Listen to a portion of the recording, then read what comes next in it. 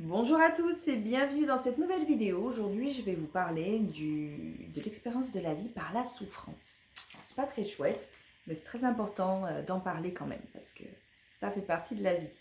Alors, avant de développer, je vais vous raconter une anecdote. Voilà, comme ça, vous allez mieux pouvoir comprendre par la suite. Donc, à un moment donné, il y a une jeune femme qui me contacte pour me demander, elle me prétend qu'elle est possédée et qu'elle voudrait se débarrasser donc de l'entité qui la ronge. Elle m'explique avoir fait plusieurs tentatives de suicide, mais elle meurt jamais en fait. À chaque fois, c'est une souffrance immense. Elle se jette par la fenêtre, il arrive des trucs, enfin bon, bref. Et là, elle m'envoie une photo d'elle parce que c'est comme ça que je fonctionne pour faire ma lecture. Et là, je vois une jeune femme en fait qui est brûlée aux deux tiers de son visage, avec le cou complètement, la peau toute fripée, etc. Donc en fait, à un moment donné, elle s'est balancée, enfin, elle a été prise par son entité qui prend la maîtrise de son corps et qui prend un produit inflammable. Et donc, elle s'est mis un coup de briquet et en fait, elle s'est cramée tout entière. Alors, elle n'est pas morte de ça parce qu'elle ne vivait pas seule. C'est vraiment une jeune femme. Et donc, il y a quelqu'un de la famille qui est intervenu. Mais vous voyez l'ampleur de la souffrance quand tu crames comme ça. Enfin, bref. Donc, alors oui, cette entité-là est arrivée à un moment donné parce que elle a eu des problèmes avec des gars de l'Afrique qui l'avaient marabouté réellement, parce que pour le coup, ces gens-là savent vraiment bien le faire et peuvent totalement faire posséder quelqu'un. Donc ça a été le cas pour elle. Et donc, moi, je me mets en lien avec l'esprit. Moi, naïve, hein, sauveuse, ouais, je vais la sauver, je vais voir ce que c'est. Voilà, je vais régler le problème. Et en fait, mais heureusement que je fais bien mes protocoles et que je lis toujours ce que me dit l'esprit de la personne et non pas le mental. Voilà, tout le monde veut s'en sortir dans la vie, tout le monde veut vivre heureux. Ça, c'est ce qu'on dit moralement, mentalement, mais bien souvent, à d'autres niveaux, au niveau de l'esprit, tout simplement, ben, il y a aussi une contre-volonté et la souffrance, c'est totalement acté et souhaité. Donc, même si nous, humainement, ça peut nous paraître absurde, c'est ce qui se passe ce jour-là, donc quand je lis cette jeune fille-là. Et donc je comprends en fait qu'auparavant, cette fille-là n'était nourrie par rien. C'était quelqu'un de complètement neutre, qui n'était ni dans la joie, ni dans la peine. En fait, elle était dans une espèce une espèce d'entre-deux qui ne produit rien. Parce qu'il faut savoir qu'en fait, au niveau de l'esprit, ce qui nourrit, c'est l'intensité émotionnelle, que ce soit par la colère ou par la joie. Quelqu'un qui est dans une neutralité, qui est un peu entre les deux, mais qui ne va jamais produire quelque chose de réellement nourrissant, et bien en fait, c'est comme s'il était mort déjà. C'est de l'inutilité de l'expérience. Donc lorsqu'une personne ne peut pas, par le positif, s'accorder des passions, des choses qui la nourrissent, faire ce petit chemin de conscience vers soi, eh bien l'esprit, lui, qui a besoin d'être animé par quelque chose, qui a besoin d'être nourri par l'expérience de la vie, parce que on s'incarne pour expérimenter des choses nourrissantes. Donc lorsque par la jouissance ce n'est pas acté, et bien dans ce cas-là, il contrebalance et donc ça devient par la souffrance. Alors imaginez un petit peu l'intensité que ressent le corps lorsqu'on se brûle ou qu'on saute par la fenêtre. Enfin, ce type d'expérience-là, aussi négative qu'elle puisse paraître, est extrêmement nourrissante au niveau de ce que le corps va ressentir. C'est pour ça qu'il est vraiment très important d'être en accord avec soi et de faire vibrer vraiment son corps dans ses sens physiques et de ne pas juste être dans une espèce de branlette mentale et de se dire tiens je vis des trucs, à moi c'est ça ou ça, mais en fait tu es au fin fond de ton canapé et tu regardes la télé et tu vis que dalle. Donc souvent, bien souvent et même la plupart du temps, le parasitage comme ça qui va faire de la souffrance corporelle, hein, physique, c'est pour réveiller le corps.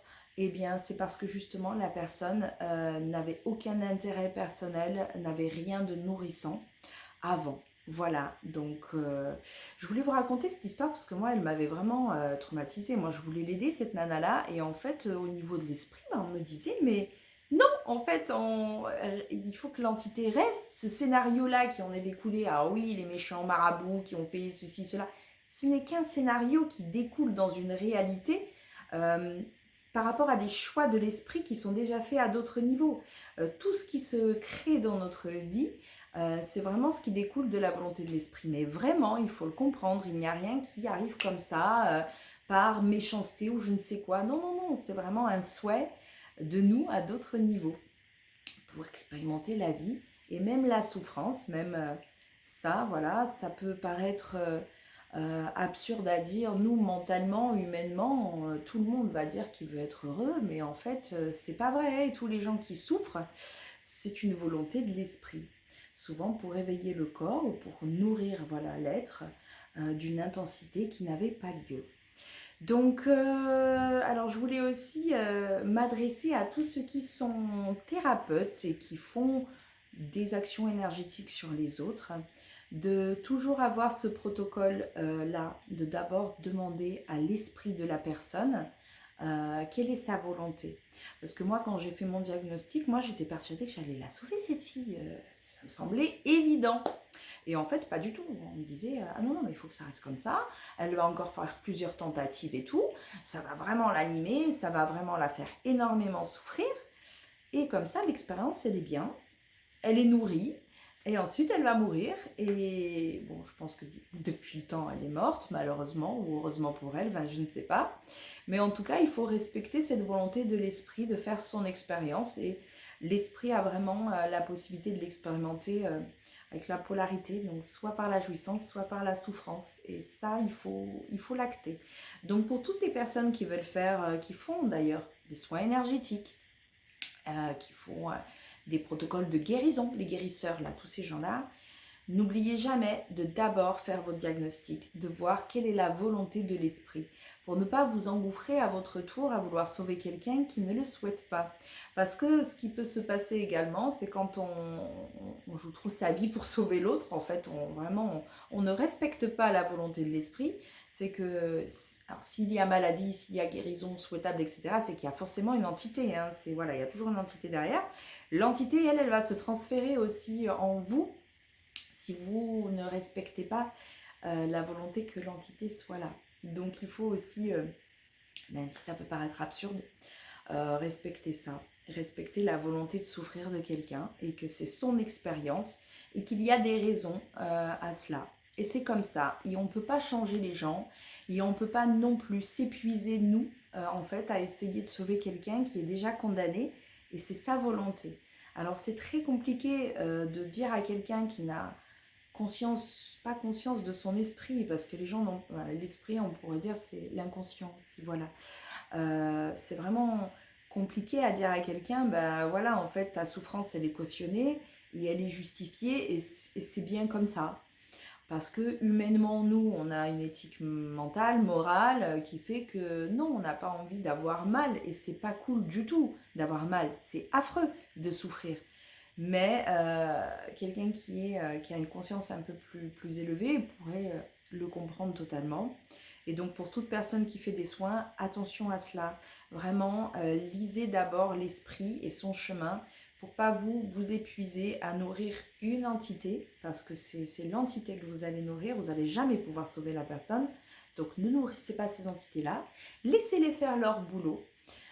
Et c'est comme ça, et c'est juste, à d'autres niveaux. Donc souvent les gens dans ce milieu-là disent oui, à d'autres niveaux c'est ça, et ça c'est comme ci, comme ça. Mais dès qu'il s'agit en fait de ce sujet de souffrance et de choses graves, affreuses qui arrivent à quelqu'un, ah ben là il n'y a plus personne.